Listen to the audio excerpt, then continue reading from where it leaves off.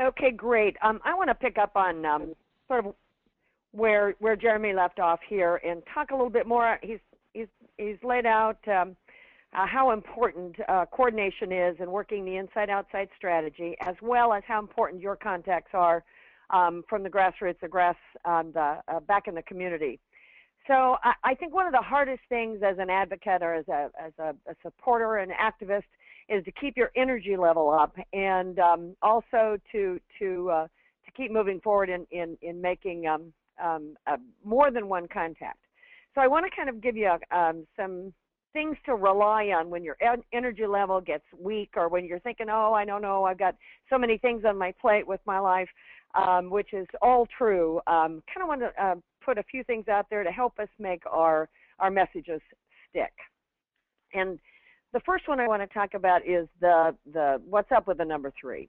And I'm sure just about everybody on this phone call has probably had the opportunity to have somebody introduce themselves, and you go, I don't know what they said, and I'm going to walk up to you and I'm going to say, hi, my name is Lori, and I've had the experience where all of a sudden I didn't know at all what that person's name was. And probably you've all been told, repeat it 3 times. So you come up and I say, hi, my name is Lori Box, and you say Lori Box, Lori Box, Lori Box, and then when you see me 2 weeks later, you remember my name. Well, there's a reason for that, and it's been sort of borne out over time, and I wanted to give you a couple of examples on why repetition, repetition, repetition is so important, as is the number 3.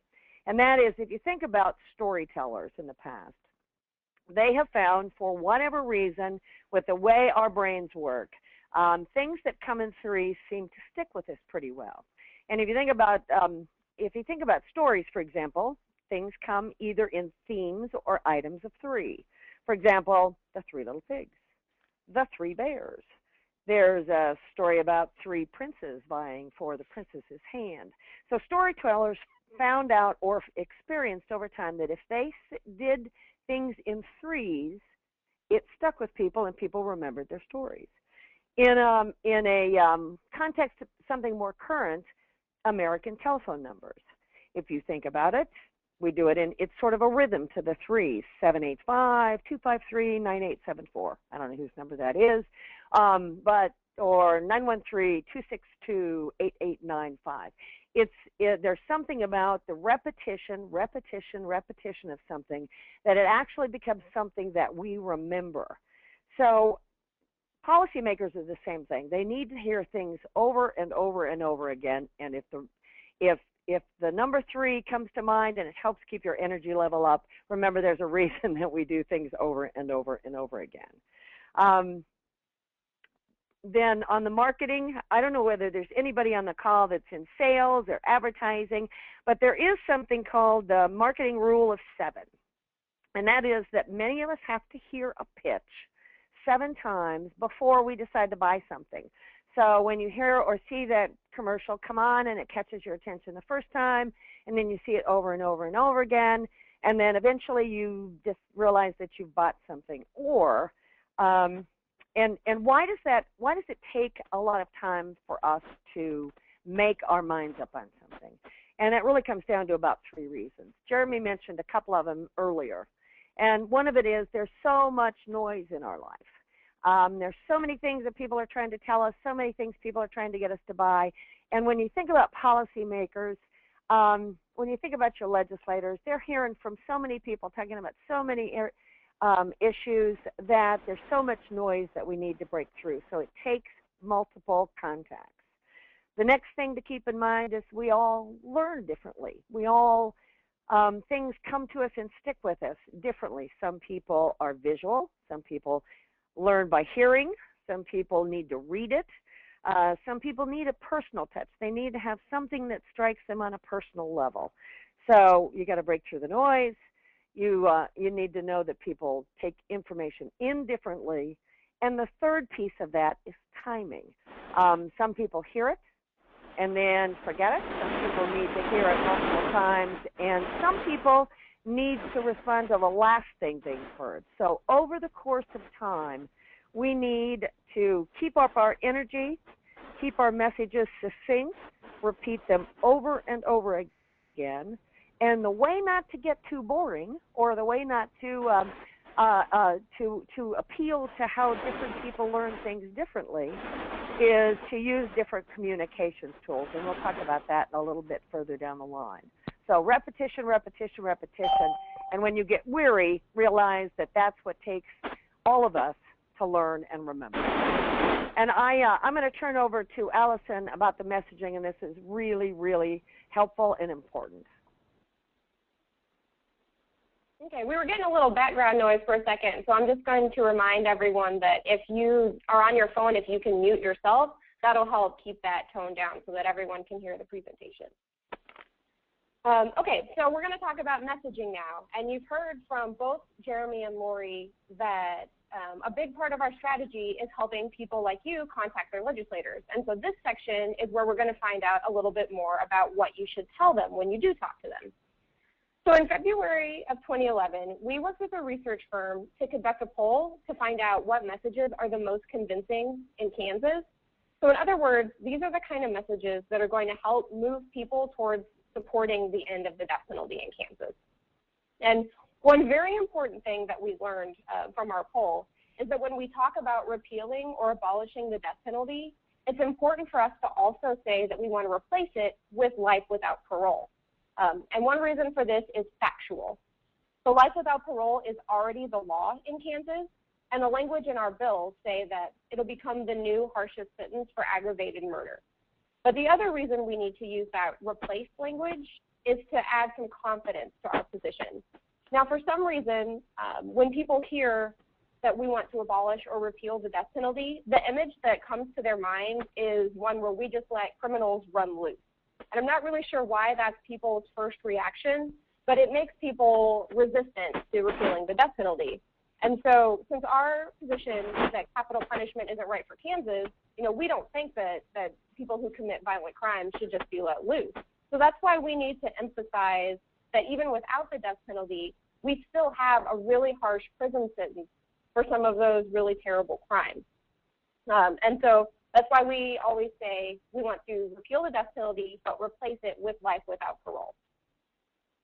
Now, the other important thing that we learned from our poll is that there are 4 supporting messages that are very convincing when we make the case to repeal the death penalty. And these are the 4 messages that you can see on your screen right now. So we have preventing victims' families from reliving trauma of losing a loved one, ensures the just application of the law to every case, protects innocent people from being executed for crimes they did not commit, and that it's not a deterrent to violent crime.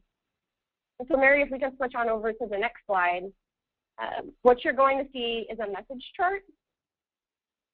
And in the green box in the center, you'll be able to see that that's where we have the repeal and replace language. And I want to go ahead and say that don't worry about trying to read the whole thing right now, because we'll be able to provide you a copy of this by email after the presentation is over. But so in that green box in the center is that it says the repeal and replace language. And so that's in the center because that's our central theme in every message we communicate. We want to repeal the death penalty and replace it with life without parole. The 4 boxes around that green box are where our supporting messages from the last slide come into play. And so if you look at the yellow box in the top corner, this is that message about ensuring just application of the law, and then it has some supporting points underneath it. So as you're talking to legislators, if you wanted to make this argument, you can say, we want to repeal the death penalty and replace it with life without parole, because replacing the death penalty will make sure that the law is justly and uniformly applied to every case. Right now, the death penalty is used so inconsistently that justice is different for every victim's family. And underneath that, you'll see some bullet points that help support that argument. So for example, when we talk about inconsistency in the death penalty, we know that the likelihood of a person receiving a death sentence varies depending on where they live, their economic status, or even their gender and their racial or ethnic background. And a great example that we have in Kansas of this inconsistency is that half of the 14 death sentences that we've had since we reinstated in 1994 have all been handed down in one county, and that's Sedgwick County. If you compare Wyandotte County, which is a pretty similar county in terms of population size and the amount of violent crime that they have, Wyandotte County has never handed down a death sentence, and Sedgwick County has handed down half of them. So that probably really demonstrates to legislators that we're not using the death penalty consistently across the state. If you look over to the top right box, this is where our message about innocence comes into play. So if we come back and say we're replacing the death penalty with life without parole because despite the best intentions, we have mistakes in capital cases. When you have a mistake in a death penalty case, that risks executing an innocent person. There are a couple supporting facts under here that we can go into. We use a national statistic that shows that 140 people across the country have been exonerated because there was new evidence that came to light after they were sentenced to death for crimes that they didn't commit.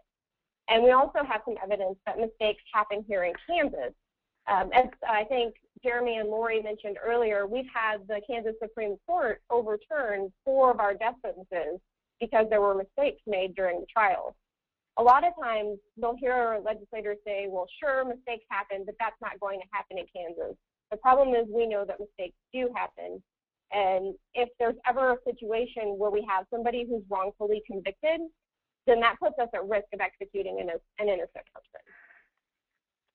Down in the lower left-hand corner, that's where we revisit our message about victims' families. The death penalty only prolongs the pain and trauma of losing a loved one for the families of murder victims. And this is because non-death penalty cases are usually settled at the initial trial, but the appeals for death penalty cases can take decades. And so we like to argue that a life without parole sentence begins as soon as the victim's families leave the courtroom.